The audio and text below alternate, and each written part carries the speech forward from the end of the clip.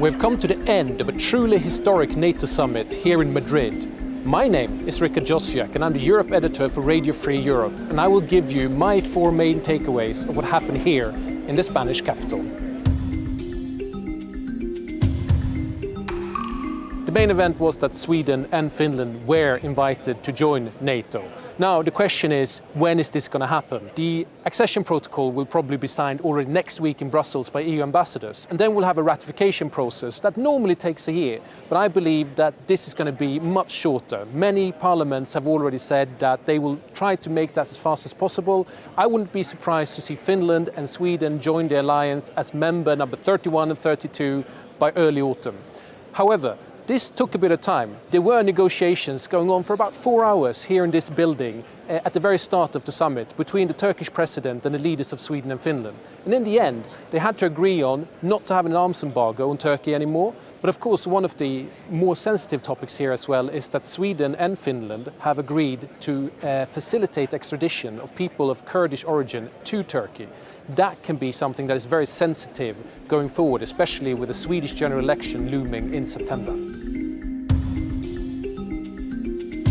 Now, another big topic was obviously the strengthening of the eastern flank of NATO. We will see that the battalions that NATO currently have in Estonia, Latvia, Lithuania and Poland will turn into brigades. So it means that there will be several thousand more troops being there. Another thing that is new for NATO is the pre-assignment of troops. Essentially what that means is that troops will be trained in their home nations, but they will be designated to go to a specific country.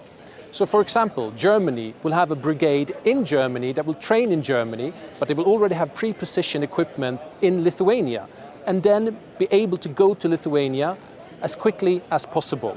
This is a sort of new thing that NATO will try to experience. Another thing NATO will do is to increase substantially the number of forces it's ready to send to different parts of the alliance.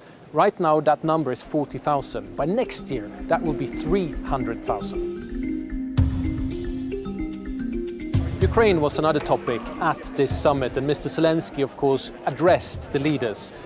Now, Ukraine is not getting any closer to NATO at this summit, but what did happen was that NATO did commit to support Ukraine further, especially with non-lethal stuff. A package of nearly 400 million euros have been committed in terms of non-lethal aids to Ukraine. So that was first aid kits, its drones, its body armor, etc.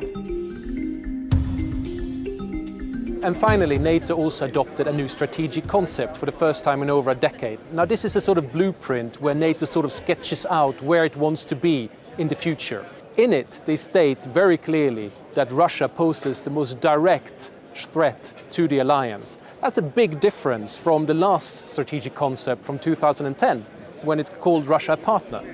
For the first time, it also mentions China, stating that NATO sees Beijing as a player challenging its security, interests and values.